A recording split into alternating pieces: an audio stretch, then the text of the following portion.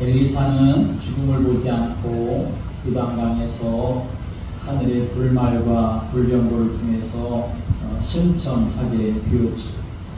그리고 그 후에 엘리야의 능력을 각절이나 받은 이 엘리사가 그때부터 하나님의 사역을 하기를 시작합니다. 이 엘리사는 엘리야 선지자에게 당신의 능력을 나에게 각절이나 달라고 했을 때 하나님께서 그에게 그렇게 주셨습니다. 그래서 엘리야의 사역보다도 2배나 더 놀라운 그러한 사역들을 감당하게 되었고, 이제 이 엘리사가 요단강을 중심으로 해서 이스라엘의 그 남북을 관통하는 긴 강이 있는데 그 요단강이지요.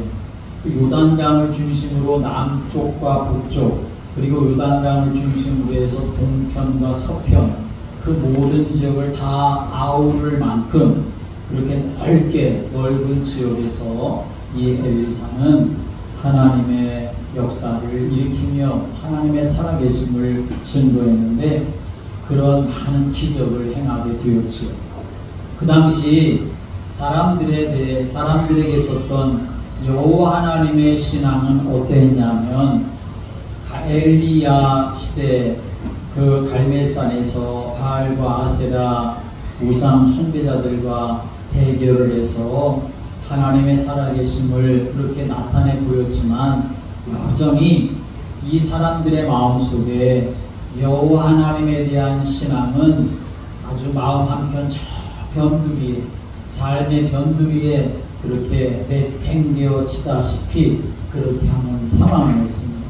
그래서 사람들에게서는 오직 그저 세상 이야기, 먹고 사는 이야기, 그것만 가득할 뿐이었습니다. 바로 그런 시대에 이 엘리사 선지자가 이제 그 이스라엘 땅을 돌아다니면서 하나님의 살아계심을 증거하는 역사를 보여주고, 다시 사람들의 마음의 중심에, 이스라엘 백성들의 마음의 중심에 여호와 하나님의 신앙이 심어지도록, 다시 자리 잡도록 그렇게 하는 역사를 지금 이루어가고 있는 이 현장에 우리가 말씀을 보게 되는 겁니다.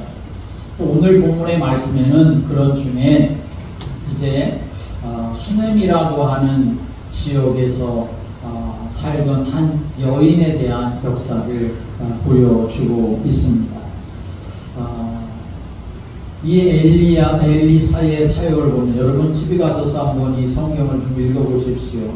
열왕기상, 열왕기하에 있는 말씀을 보면 그 당시 이스라엘 백성들의 왕들이 하나님을 경외했었던 왕도 있지만 하나님 없이 살던 왕, 그래서 그 백성들도 완전히 하나님 떠나 살던 그런 모습을 보여주고, 그러나 그 중에 또 하나님으로부터 부름받아서 하나님의 역사를 감당하던 엘리야와 엘리사의 놀라운 기적 역사들을 우리가 볼 수 있습니다.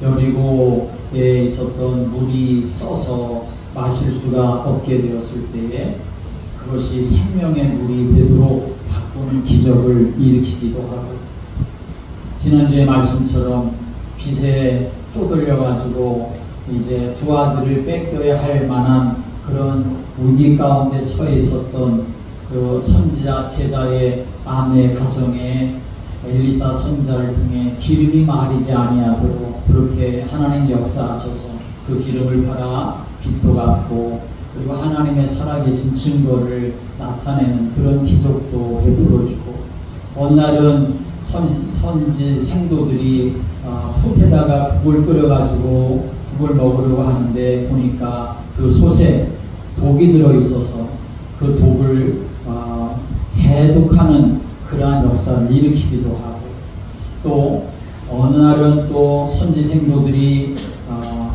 집을 지으려고 요단강가에서 나무를 그렇게 도끼로 자르다가 쇠도끼가 요단강에 빠져버렸는데, 그것이 자기들 것이 아니라 빌려온 곳이라서 발들등 동동 구르고 있을 때에 엘리사 선지자가 그 쇠도끼를 요단강에서 다시 떠오르게 하여 그것으로 다시 이제 집을 짓고 돌려줄 수 있는 그러한 역사도 일으키게 되어졌지요. 뿐만 아니라 아람 나라의 군대 장관이었었던 나아만 장군은 문둥병에 걸려 있었을 때에 그 문둥병이 고침받는 그런 역사도 일어나게 되어졌죠. 또 이 자꾸만 아람 나라가 이스라엘 쳐들어오게 되었을 때에 엘리사 선지자는 하나님 주시는 계시를 통해 언제 어디로 적군들이 쳐들어올지를 다 알아서 왕에게 알려줬을 뿐만 아니라 또 어느 날 아람 군대가 엘리사가 이제 있었던 그 도단성을 포위해서 엘리사를 잡으려고 할 때에 오히려 이 모든 아람 나라의 군사들의 눈을 멀게 해서 오히려 그들을 이제 하나님의 살아계신 역사를 보여주게 해서 더 이상 아람 나라가 이스라엘을 침범하지 못하도록 하는 그러한 역사들을 성경에서 우리에게 많이 보여주고 있습니다. 누가 이렇게 했느냐? 엘리사가 했던 것이 아니라 엘리사의 배후에 역사하시는 하나님이 그 일을 이루어 가셨던 것이죠. 여러분, 오늘도 우리는 분명히 기억하고 알아야 합니다. 하나님은 살아계셔서 역사하시고 일하시는 줄을 믿으시기 바랍니다. 엘리사의 하나님만이 아니라 엘리야의 하나님만이 아니라 그 하나님이 바로 나의 하나님이 되어진다는 사실, 오늘도 내 삶 속에서도 얼마든지 하나님의 역사와 기적의 역사를 맛볼 수 있고 또 내가 그런 증인으로 설 수 있음을 믿고 하나님 내 삶 속에 정말 역사해달라고, 내가 엘리사와 같은 사람이 되고 엘리야와 같은 사람으로 설 수 있도록 하나님 은혜를 구하며 믿음으로 살아가시게 되기를 주님의 이름으로 축복합니다. 오늘 본문의 말씀에는 이 슈넴 여인에 대한 기적이 나오지만 그 아들이 죽었다가 살아나는 그러한 기적이 이제 쭉 증거되어지는데 우리가 성경을 다 길어서 읽지 못했지만, 그런데 오늘 우리는 기적에 초점을 맞추기보다는 슈넴 여인이 어떻게 이 믿음을 갖게 되었느냐, 그리고 이 믿음을 가졌을 때 방해되어진 일이 일어나서 믿음을 무너뜨리려고 하는 그런 일이 일어나게 되었을 때 그러나 어떻게 끝까지 믿음을 붙잡고 하나님의 놀라운 기적의 역사를 맛볼 수 있었느냐 하는 것을 오늘 말씀 안에서 우리가 잘 깨달았으면 좋겠습니다. 우리가 기적에 대한 초점을 맞춰야 하는 것이 아니라 기적을 통해서 하나님이 우리에게 무엇을 말씀하시려고 하는가, 이 슈넴 여인을 통해서 우리가 무엇을 알아야 될까 하는 것을 오늘 이 말씀 속에서 깨달아야 한다는 것이지요. 기적을 경험했었던 이 사람의 믿음이 어떻게 시작되었는지, 또 어떤 과정으로 그 믿음이 잘 성장하고 든든해졌는지 우리가 그것을 알아야 하지 않겠습니까? 우리가 지금 믿음 생활하고 있는데 우리의 믿음이 정말 견고해져야 되지 않겠습니까? 우리의 믿음이 방해되어지는 수많은 일들이 있고 또 마귀는 쉬지 않고 우리를 쓰러뜨리려고 하는데 그런 가운데도 우리의 믿음이 견고하고 하나님의 역사를 맛보아야 하지 않겠습니까? 그러기에 위해서 오늘 이 여인은 어떤 사람이었는가, 어떻게 그런 믿음을 가졌는가 하는 것을 우리가 보자는 말씀이지요. 오늘 이 성경은 이 여인에 대해서 먼저 소개를 하지요. 이 여인이 어떻게 하나님의 사람 엘리사를 만나고 믿음의 세계로 이끌림 받았는지 하는 걸 우리에게 말씀해 줍니다. 8절 말씀 같이 읽어볼까요? 8절을 다시 읽습니다. 시작. 하루는 엘리사가 슈넴에 이르렀더니 거기에 한 귀한 여인이 그를 방문하여 음식을 먹게 하였으므로 엘리사가 그곳을 지날 때마다 음식을 먹으러 그로 들어갔더라. 아멘. 여기 보면 이 여인을 귀한 여인이라고 그렇게 부르고 있지요. 귀한 여인이라고 하는 이 말은 큰 여인, 위대한 여인이라고 하는 말입니다. 다시 말하면 아마도 이 여인은 재산도 많이 있었던 것 같고 신분도 높은 위치에 있었던 것 같고 그리고 무엇보다도 지혜로운 여인인 것을 우리는 생각해 볼 수 있습니다. 아마 이 여인은 이제 갈멜산에서부터 시작되어진 그 엘리야의 역사와 그리고 그의 제자 엘리사의 역사를 이제 알고 있게 되었습니다. 엘리야가 갈멜산으로부터 시작되어서 도단도 시작해가지고 사마리아와 여리고를 엘리사가 계속 돌아다니면서 하나님의 역사를 그렇게 증거하고 역사 일으키는 것을 이 여인이 주목해서 보다가 그가 하나님의 사람인 것을 알게 되었던 것이죠. 이 여인은 그저 세상적으로 잘 나가는 사람이었을 뿐만 아니라 어떤 사람이었느냐, 영적인 분별력이 있는 사람이었다 하는 것을 우리가 여기서 알게 되죠. 그래서 그 남편한테 그렇게 말하지요. 9절 말씀으로는 이 사람은 하나님의 거룩한 사람인 줄을 내가 안다 라고 이렇게 말하고 있습니다. 오늘 여러분, 우리가 믿음의 삶을 살아가는 데 있어서 우리가 어떤 사람이 되느냐 함께 하겠습니다. 영적인 분별력이 있어야 합니다. 영적인 분별력이 있어야 우리가 믿음 안에서 살아갈 수가 있는 것입니다. 내가 정말 하나님이 기뻐하는 일 가운데 있는가, 이것이 하나님이 기뻐하시는 일이 될 수 있는가 하는 것으로부터 시작돼서 내가 영적 싸움을 싸우는 믿음의 사람으로 서는 그런 영적인 분별력이 우리에게 있어야지, 그런 영적인 분별력이 없으면 교회를 다니고 신앙생활한다 하더라도 전혀 하나님과는 상관없는 그런 인생을 살아갈 수밖에 없는 것이지요. 그래서 여러분 항상 깨어있는 영적 분별력 있는 사람이 되어야 한다는 말씀이지요. 그래서 이 여인은 이 엘리사가 하나님의 사람인 줄 아는 영적인 분별력이 있었기 때문에 가만히 있을 수가 없었습니다. 엘리사가 그렇게 먼 그러한 복음의 그 사역을 할 때에, 그 먼 행로에 지쳐서 피곤할 때에 엘리사를 간곤하여서 자기 집으로 초대를 하죠. 그리고 식사를 대접하곤 했습니다. 여러분, 엘리사의 이러한 놀라운 사역의 뒷면에는 그래서 무엇이 있었느냐? 바로 이러한 따뜻한 마음을 가진 사람의 헌신이 있었음을 우리는 여기서 알아야 합니다. 여러분, 예수님의 공생애도 마찬가지입니다. 누가복음은 하나님 나라를 선포하고 천국 복음을 전하시는 그 예수님의 선교 여행에 12 제자만 있었던 것이 아니라 여인들도 같이 그렇게 동행했음을 우리에게 증거합니다. 누가복음 8장 3절의 말씀에 보면 헤롯의 청지기인 구사의 아내 요한나와 수산나와 그 밖에 여러 다른 여자들이라고 말씀합니다.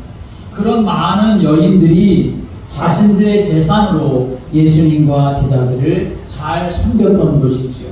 이런 여인들의 헌신 때문에 예수님의 공생의 사역은 또 어려움 없이 잘 진행될 수가 있었던 것입니다.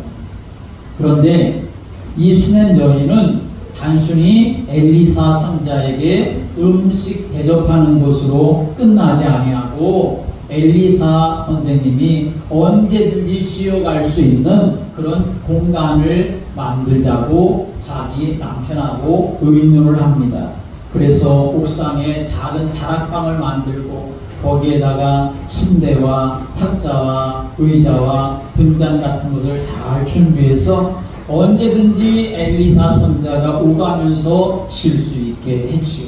그것은 어떤 곳이 되었겠습니까? 엘리사 선지자의 쉬는 안식처도 되었겠지만, 그러나 엘리사 선지자가 하나님 앞에 기도하는 기도처도 되었을 것이고, 나중에는 이 수냄 여인이 기적을 체험하는 그런 자리가 되었던 것을 성경 우리에게 증거하고 있습니다. 여러분이 정말 하나님의 사람으로 서서 믿음의 삶을 살아갈 때에 여러분의 있는 자리가 결국은 하나님이 일하시고 역사하는 자리가 된다는 사실을 분명히 믿으시길 바랍니다. 내가 있는 자리가 그런 자리가 되어질 수 있도록 하기 위해서 내가 어떤 사람으로 삶을 살아가야 될까 하는 것을 오늘 우리는 이 수냄 여인을 통해서 알 수가 있는 것이지요. 혹 우리는 이렇게 생각할 수도 있지요. 이 수냄 여인이 엘리사 선지자로부터 무엇인가를 좀 얻고 싶어서 이렇게 한 것 아닌가 그렇게 생각할 수 있지만 절대로 그렇지 않았습니다. 엘리사 선지자가 자기를 환대해주는 이 여인이 너무나 고마워서 자기 종 게하시가 있었는데 게하시에게 이 집주인을 여주인을 불러오라고 합니다. 그래서 이 여주인이 엘리사 선지자의 그 방 문 밖에 문칸에 그렇게 서서 있었을 때에 엘리사 선지자가 묻습니다. 내가 너를 위하여 무엇을 하랴? 왕에게나 사령관에게 무슨 구할 것이 있느냐? 뭐든지 너가 원하는 소원이 있으면 말해봐라 라고 이렇게 말하니까 이 여인은 뭐라고 말합니까? 나는 내 백성 중에 거하나이다 라고 말할 뿐이었습니다. 이 말이 무슨 말이겠습니까? 이 말은 이 여인이 자기가 살고 있는 지역의 주민들과 아무런 문제 없이 지금 내가 잘 지내고 있습니다. 내가 원하는 건 아무것도 없습니다 라고 하는 의미입니다. 자기 백성들과 잘 어울려 지내면서 어려움에 처하고 있는 그런 사람들도 잘 돌보면서 그래서 이 여인은 아쉬운 것이 없는 특별히 엘리사 선지자에게 나 이것 하나만 좀 들어주십시오 라고 이렇게 말할 것이 없는 오히려 다른 사람들과 잘 지내고 어려운 사람을 잘 도와주는 하나님의 복을 지어가는 그러한 마음을 가진 여인인 것을 우리는 여기서 발견할 수 있죠. 하나님의 기적을 경험한 이 수낸 여인의 믿음은 처음에는 이렇게 엘리사가 하나님의 사람인 줄 알고 그를 섬기는 일부터 시작되었다 하는 것을 우리는 여기서 알아야 합니다.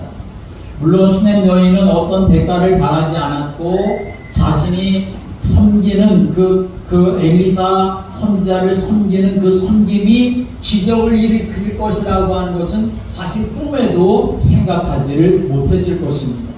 그러나 사역을 하시면서 오가시던 예수님을 대접했었던 마리아와 마르다 그들이 어떤 일을 경험했습니까? 자기 오라비 나사로가 죽었다가 다시 살아나는 그런 기적을 경험했던 것처럼 오늘 이 여인은 수냄 여인은 아무런 대가도 바라지 않았지만 어떤 기적에 대해서도 꿈도 꾸지 않았지만 그러나 나중에는 정말 그가 상상하지도 못했던 놀라운 기적의 하나님의 역사를 누렸던 것을 성경 우리에게 제보하고 있습니다.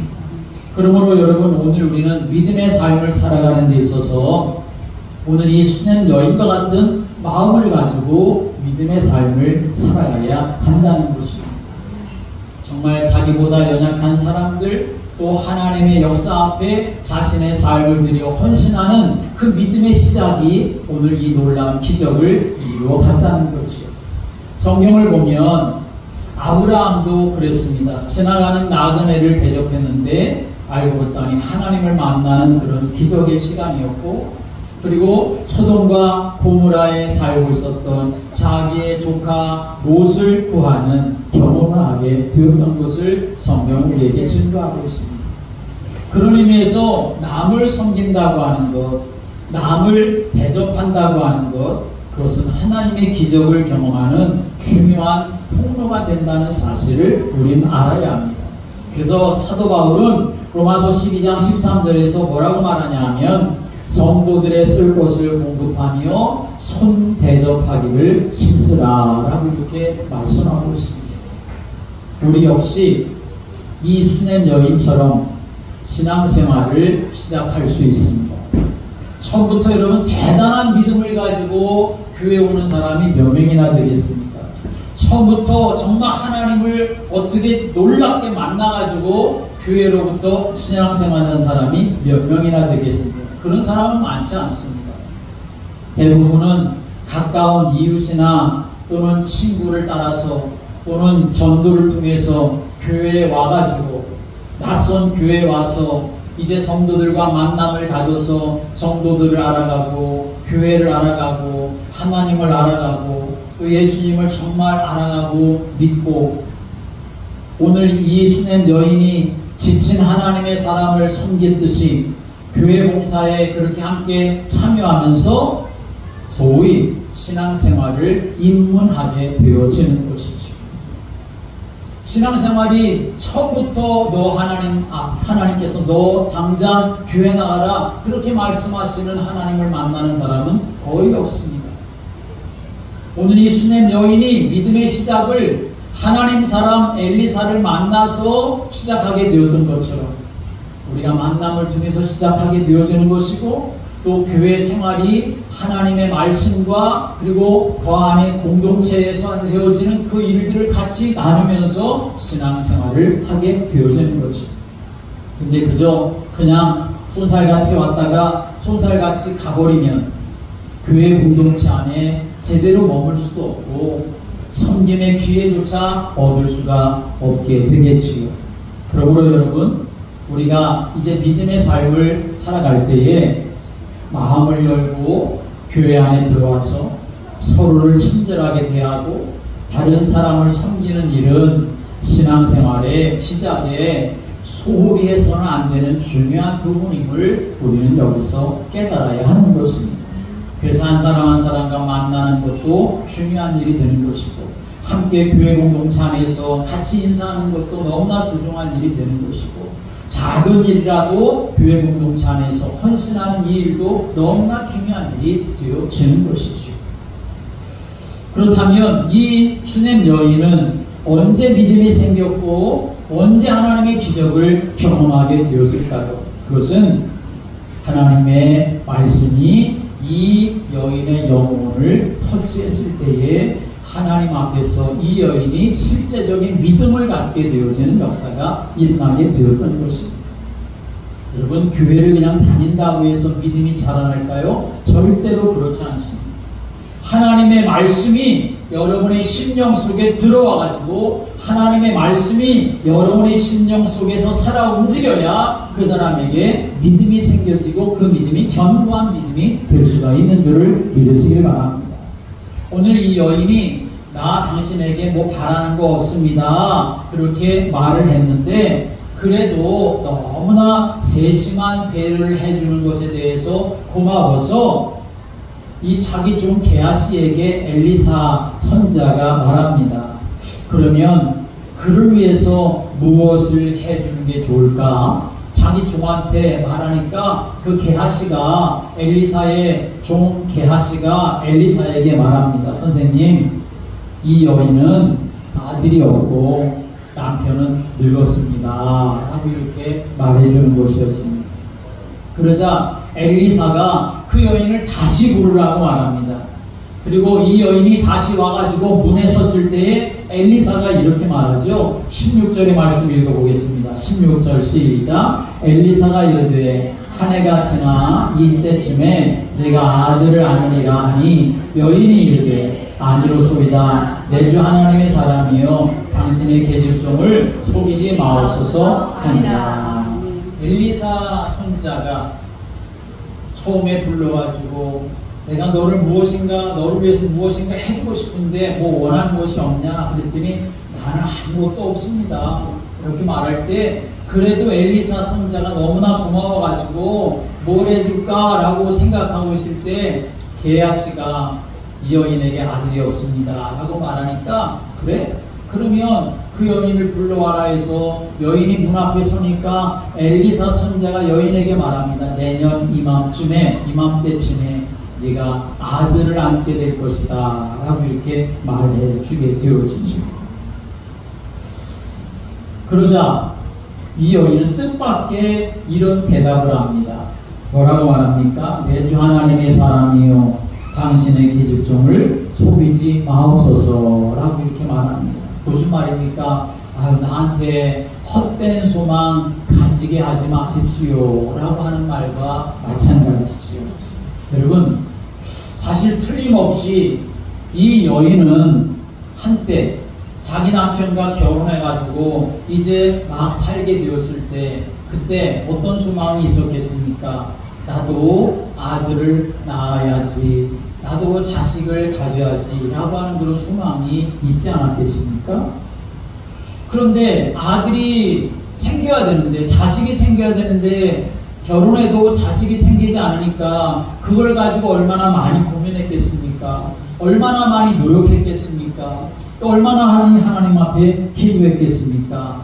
그러나 그래도 여전히 자식이 생기지가 않았던 거죠.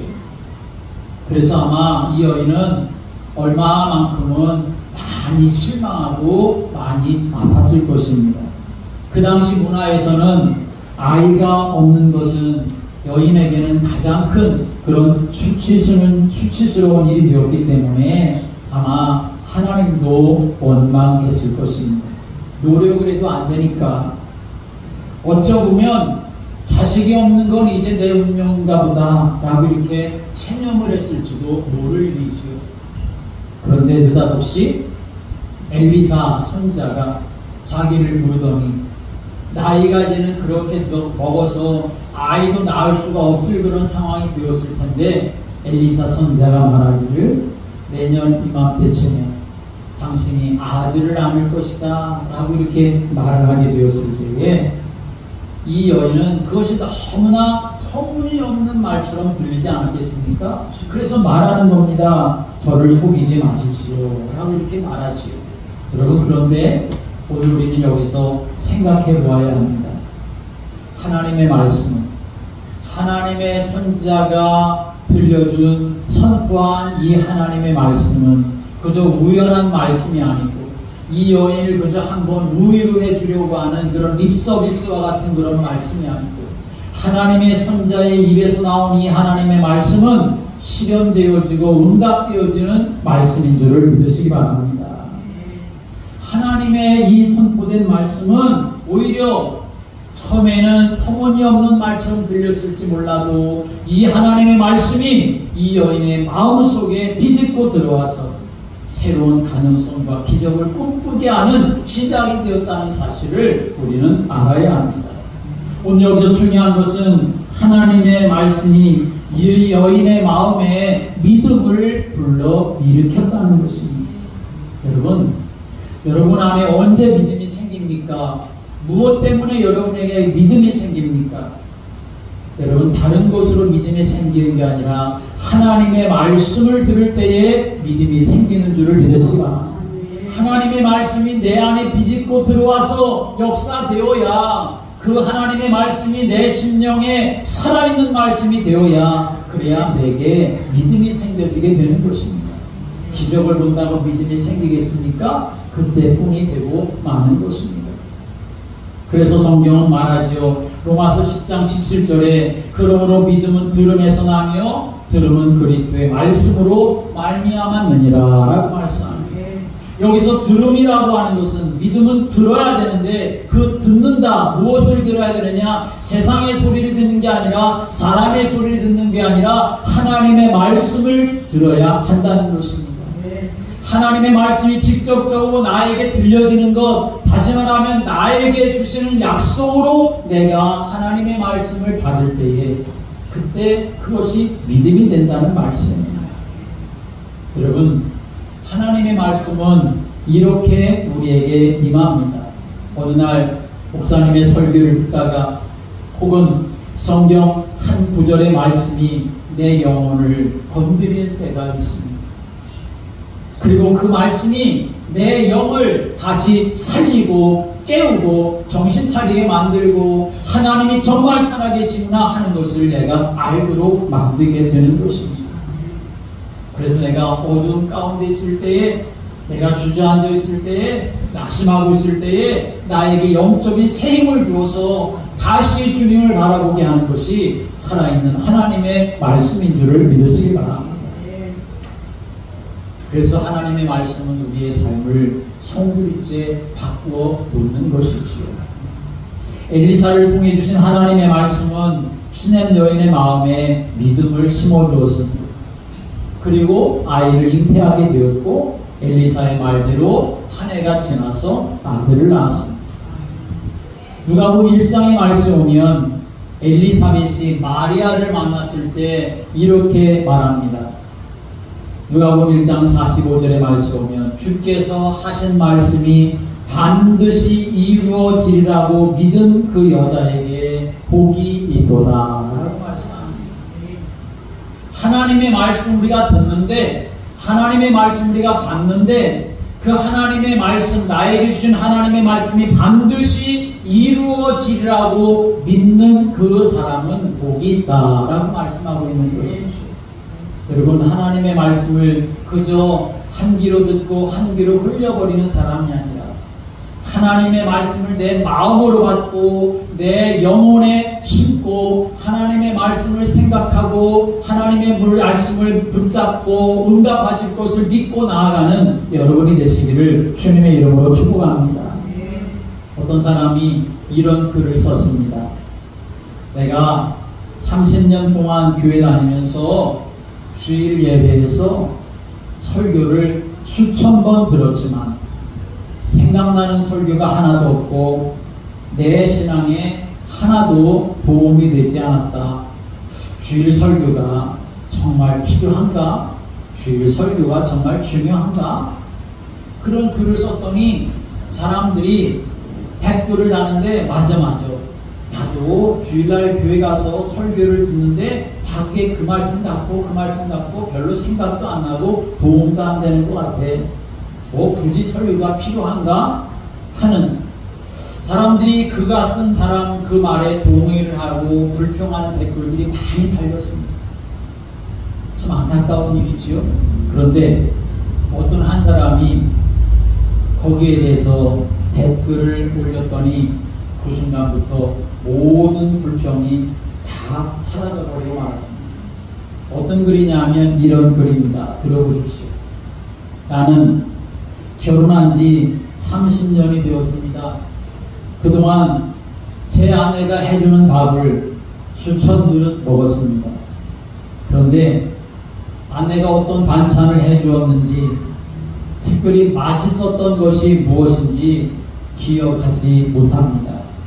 그러나 나는 아내가 해준 밥 때문에 지금까지 건강하게 살고 있습니다. 아내의 밥이 없었다면 아마 나는 살 수 없었을 것입니다. 하고 이렇게 글을 썼습니다. 그렇지 않습니까? 무슨 밥을 언제 어떻게 해줬는지, 언제 어떤 반찬이 있었는지, 정말 맛있었던 것이 어떤 건지 하나도 기억을 못하지만 그 아내의 밥을 먹지 않았다면 자기는 살 수가 없었다는 것이죠.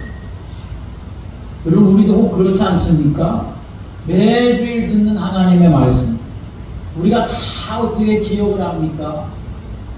그러나 여러분, 그 듣는 하나님의 말씀 때문에 나에게 믿음이 생기는 것이고 그 한 듣는 하나님의 말씀 때문에 내가 매일 살아갈 수 있는 힘을 얻게 되는 것이고 하늘 가는 길을 믿음으로 걸어갈 수가 있는 것이고 우리가 그래서 한 주일이라도 빠지고 말씀 듣지 아니하면 그 다음에 내가 해야지 그럴 힘조차 쉽게 얻어지지 않게 되어지는 것이죠. 그러므로 여러분, 하나님의 말씀이 내 안에 담겨질 수 있도록 하나님의 말씀 없이는 내가 살아갈 수가 없는 자가 되어지도록 내가 하나님의 말씀에 귀 기울이고 듣고 하나님의 말씀을 읽고 묵상하는, 그래서 요한계시록 1장 3절의 말씀처럼 정말 복 있는 그러한 성도를 되시기를 주님의 이름으로 축복합니다. 이 수냄 여인이 그런데 심각한 일을 만나게 되었습니다. 악한 영의 방해 역사가 일어나게 되었던 거죠. 이 말씀을 쭉 읽어보면 수냄 여인의 아들이 잘 자라고 있었습니다. 그런데 어느 날 아버지와 함께 수술꾼들에게 갔다가 낮에까지 멀쩡했는데, 그런데 어머니의 무릎에 앉아 있었던 이 아이가 그만 이유도 모르게 갑자기 죽고 말았습니다. 너무나 순식간에 당한 생각지도 못한 엄청난 사건을 이 여인이 경험하게 되었던 거죠. 아마도 믿음을 송두리째 흔들어 놓는 그러한 일, 영적으로 보면 악한 마귀가 그 믿음을 완전히 무너뜨리려고 하는 그런 방해 역사가 일어나게 되었던 거죠. 여러분 같으면 어떻게 하겠습니까?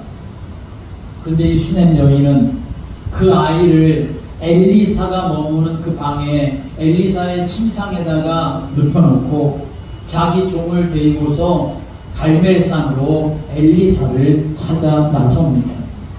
남편에게 내가 하나님의 사람에게 갔다 오겠다라고 이렇게 말을 하죠. 남편이 왜 가냐라고 이렇게 물으니까 이 여인이 말하기를 걱정하지 말라고 하면서 이 여인이 엘리사를 찾아갑니다. 엘리사를 찾아갈 때 엘리사가 그 여인이 자기 종과 급히 오는 것을 보면서 자기 종 게하시에게 가서 물어보라고 하죠. 평안하냐? 라고 이렇게 물었더니 여인이 대답하기를 뭐라고 대답하냐 하면 평안합니다 라고 이렇게 말을 합니다. 여러분, 지금 이 여인이 평안합니까? 평안하지 않은 거죠. 얼마나 지금 걱정되고 낙심되고 두렵고 안타깝고 경황 없는 그런 상황이겠습니까? 그런데 이 여인은 호들갑 떨지 아니하고 이 엘리사는 무슨 일이 일어난지 전혀 알지 못했지만 엘리사에게 와가지고는 그 엘리사의 두 발을 껴안고서 말을 합니다. 내가 선자님께 아들을 구했습니까? 나를 속이지 말라고 내가 말하지 않았습니까? 라고 이렇게 말하니까 엘리사가 그때 눈치를 챘습니다. 지금 이 여인에게 아들에게 무슨 일이 생겼구나 하는 것을 알게 되었죠.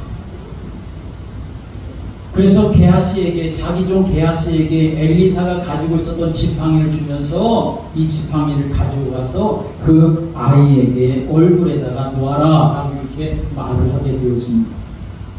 그러면 그 여인이 엘리사의 종과 함께 지팡이를 들고 갔어야 하는데 이 여인은 어떻게 말하냐 하면 내가 가지 않겠습니다. 당신을 떠나가지 않겠습니다. 여호와의 살아계심과 당신의 영혼이 살아계심을 두고 맹세하노니 내가 당신을 떠나가지 않겠습니다 라고 이렇게 말하니까 그때 엘리사가 어떻게 하냐면 이제 직접 자기가 엘리사가 이 여인과 함께 그 아이에게 가게 되어지는 일이 일어나게 되었습니다. 여인은 엘리사를 찾아와가지고 뭐라고 말하냐 하면 내가 당신을 떠나가지 아니하리이다 라고 이렇게 말을 합니다. 여러분, 이 말은 무슨 말이냐 하면 엘리사가 자기의 스승 엘리야에게 했었던 말입니다. 칭찬하기 전에 이것저것 계속 이렇게 돌아다닐 때에 이 엘리야 선생님이 엘리사에게 너 여기 머물러 있어, 나 따라오지 마. 너 여기 머물러 있어, 나 따라오지 마. 그렇게 말하는데도 이 엘리사는 어떻게 하냐면 나 당신을 절대로 떠나지 않겠습니다 라고 하면서 계속 엘리야 선생님을 따라오다가 엘리야 선생님의 승천을 보고 하나님의 능력을 각절이나 갖게 되어진 역사가 일어나게 되었는데 그 소리를 자기가 했던 그 말을 지금 이 여인으로부터 자기가 지금 듣고 있게 되었던 거죠. 이 말은 무슨 말이냐 하면 당신과 당신의 하나님이 내 죽은 아이를 살려야 합니다. 당신 하나님이 주셨으니 하나님이 살리실 수 있습니다. 그러니 당신이 나와 함께 가야만 합니다 라고 이렇게 간절함을 가지고 있었던 거죠. 하나님만을 신뢰한다고 하는 그런 믿음이 이 여인에게 있었던 것입니다. 여러분, 때때로 우리 안에 의심이 비집고 들어올 수 있습니다. 우리의 믿음을 마구 흔들어대는 그러한 일들이 일어날 수도 있습니다. 그럴 때마다 우리가 앞서야 될 것은 무엇이냐? 호들갑 떨거나 낙심하거나 걱정하고 원망할 것이 아니라 우리가 먼저 붙잡아야 되고 우리가 먼저 앞서야 될 것은 무엇이냐? 하나님의 말씀을 붙잡아야 되고 하나님의 말씀을 앞세워야 하는 줄을 믿으시기 바랍니다. 그럴 때 의심이 사라지고 원수들은 물러가게 되는 것입니다. 아들이 죽는 순간 얼마나 이 여인은 절망이 있었겠고 원망이 있었겠습니까? 그 여인의 마음을 그것들이 다 흔들어 놓았을 것입니다. 그러나 이 여인은 엘리사는 하나님의 사람이고 하나님이 준 아들, 하나님이 살릴 것이라고 하는 믿음을 가졌기 때문에 엘리사가 자기와 함께 자기 죽은 아들에게 가기까지 그렇게 간청하며 매달렸던 것을 성경 우리에게 증거하고 있습니다. 악한 마귀는 이 여인의 믿음을 무너뜨리려고 했지만 이 여인이 결코 믿음이 흔들리지 않았습니다. 하나님의 말씀을 붙잡고 있었기 때문인 것이죠. 그래서 엘리사는 어떻게 합니까? 이 여인과 함께 그 집에 갔는데 죽은 아이를 자기의 침상에 눕혀 놓았습니다. 그래서 이 엘리사는 어떻게 하냐면 한번 읽어볼까요? 33절, 34절 한번 읽어보겠습니다.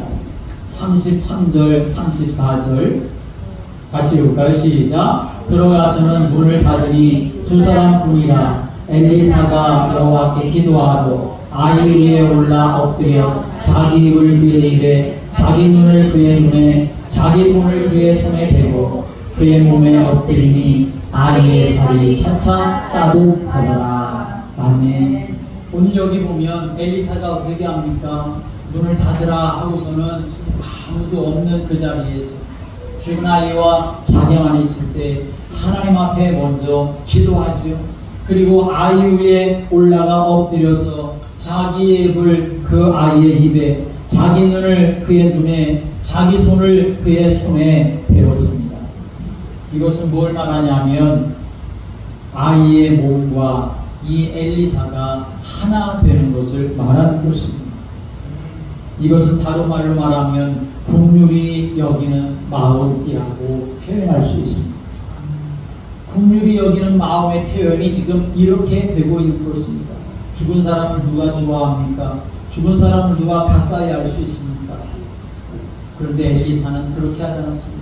죽은 아이 위에 올라가서 자기의 입을, 자기의 눈을, 자기의 손을 그 아이와 똑같이 맞추었습니다. 여러분, 긍휼이라고 하는 그 말은 바로 이런 의미입니다. 다른 사람의 고통으로 들어가서 그 사람의 고통을 내 것으로 여기고 치유와 생명을 주시는 그리스도의 십자가로 그를 데려가는 것, 그게 바로 긍휼의 마음이라는 것을 우리는 알아야 합니다. 이 엘리사는 하나님의 사람 아닙니까? 그러나 그는 자기의 품위를 모두 내려놓고 이 가족과 함께 아파하면서 그들의 고통 속으로 들어갔을 때, 다시 말하면 두 번이나 그 아이 위에 엎드려서 아이의 몸과 하나가 되어지는데 아이가 7번 재채기를 하고 눈을 떠서 다시 살아나는 기적의 역사가 이 성경에 증거되어져 있습니다. 오늘 우리는 이 엘리사의 이런 행동이 무엇을 나타내느냐? 바로 십자가에 달리신 우리 주님의 모습인 것을 우리는 여기서 알아야 합니다.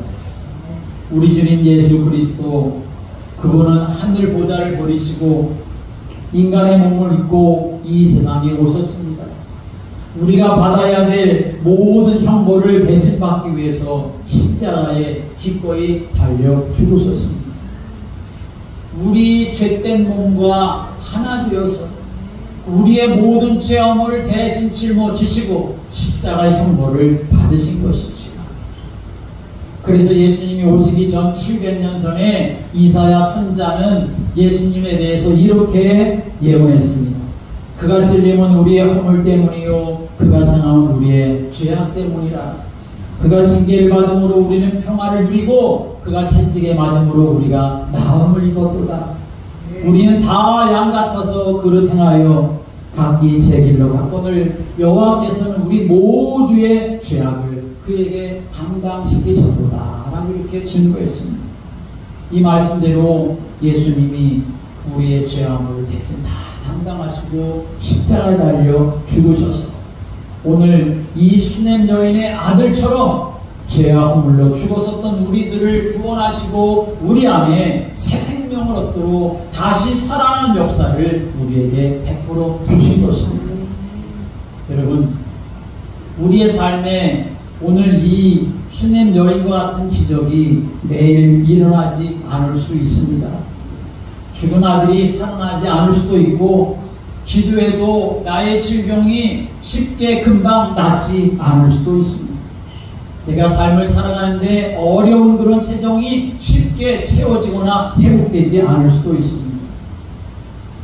그러나 여러분, 우리는 분명히 기억하고 알아야 합니다.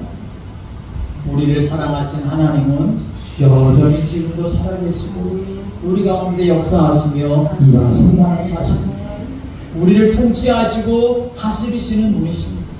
그래서 오늘 저와 여러분을 믿음의 공동체로 이끌어 오셨고, 이 믿음의 공동체 안에서 우리의 믿음이 자라나도록 오늘도 우리에게 말씀 주시며 우리를 이끌어 가시는 것입니다. 우리는 그러므로 우리의 삶 속에 어떤 상황이 나타난다 하더라도 거기에 매몰되거나 그것 때문에 우리가 낙심하거나 그 일 때문에 원망하려고 할 것이 아니라 이 여인이 어떻게 믿음으로 승리했는가를 우리는 붙잡아야 하는 것입니다. 하나님의 말씀을 붙잡고 하나님의 말씀을 앞세우고 하나님의 말씀이 내 영혼을 휘집도록, 그래서 내가 하나님의 은혜 안에 사는 자가 되어지도록 하나님을 구하고 하나님 앞에 기도하며 하나님의 말씀 가지고 승리하며 살아가는 여러분 모두가 되기를 주님의 이름으로 축복합니다. 기도드리겠습니다. 하나님 아버지, 수냄 여인이 믿음 갖고 하나님의 은혜와 역사를 체험했던 것을 성경 우리에게 증거하고 있습니다. 주여, 우리의 믿음의 시작이 어떠했던지 간에 믿음의 공동체 안에서 함께 사랑하고 하나님의 말씀을 나누고 하나님의 말씀 붙잡는 믿음이 우리에게 있게 하여 주옵소서.